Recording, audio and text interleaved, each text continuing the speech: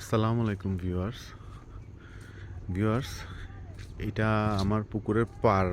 আমার এই খামারে আমাদের যে পারিবারিক খামারটা সেটার পাড়। আমরা আসলে এই পাড়টা একটু মোটা করে করছিলাম যাতে এখানে গাড়ি চলতে পারে।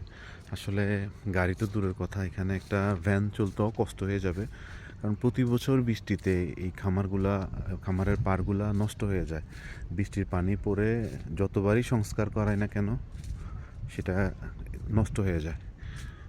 এই যে দেখেন, আমি আজকে উদ্দেশ্য হচ্ছে আপনাদের আমার ছোট করে একটা তৈরি করা গরুর ঘর।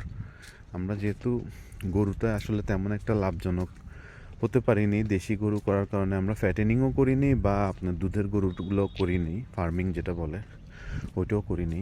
তো আমরা যেটা দেশি গরুর দুধ খেতে খুব মজা, একটু দুধগুলো একটু হলদে কালার, হলদেটে হয় এবং খেতে খুবই সুস্বাদু। তো আমার মা ওটা করেন। এখন গরু পালন তো বাদও দিতে পারতেছি না, মায়ের শখ। ওনারা শখ, অবশ্যই ওনাদের ইচ্ছা পূরণ করতে হবে, মা বাবার শখ। তো যার কারণে উনি নিজেই আমাদেরকে দিয়ে এই ছোট্ট করে গরুর ঘরটা তৈরি করছেন। এখানে আমরা ইনশাল্লাহ 4-5টা গরু লালন পালন করতে পারবো, দেশি গরু। এবং এটা ঘরটা প্রস্তুত হয়েছে, আমরা জাস্ট গরুগুলা এখানে, এটা আমাদের এই গরুর ঘর। এখানে 4টা গরু ইনশাল্লাহ পালন করা যাবে। তো এই ঘরটা প্রস্তুত করছি, যেটা আগের গরুর ঘর ছিল সেই গরু ঘরটা, সেটা ওখানে আমরা লেয়ার ফার্ম করব, লেয়ার মুরগির ফার্মিং করব। লেয়ার মুরগির ফার্মিং করতে যেটা বুঝলাম, আসলে শুরুটা অল্প দিয়ে করতে হয়। আমরা শুরুটা ব্যাংক থেকে লোন টোন নিয়ে আমরা অনেক বেশি শুরু করছি, মানে বেশি পরিমাণ ইনভেস্ট করছি, যেটা আসলে উচিত না। সবসময় ছোট ছোট অ্যামাউন্ট দিয়ে আপনার আগানো উচিত।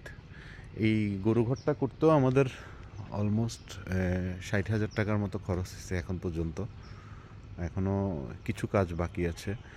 লাইটিং, ইলেকট্রিসিটির কাজগুলো শেষ করলে আমরা এখানে আপনার তখন গরুগুলোকে ট্রান্সফার করতে পারবো। দেখি ইনশাল্লাহ, এটা একটু একপাশে হয়ে গেছে। ওই যে আমাদের খামারের দূরত্ব, ওই গরুর খামারটা দেখা যাচ্ছে, ওখান থেকে এখানে একটু দূরত্ব বেশি হয়ে গেছে। তো এখানে আবার এটা পাহারা দেওয়ার জন্য এখানে একটা কোনো এক পাশে ছোট করে একটা ঘর করতে হবে একজন, যাতে এখানে থাকতে পারেন। সেটাই।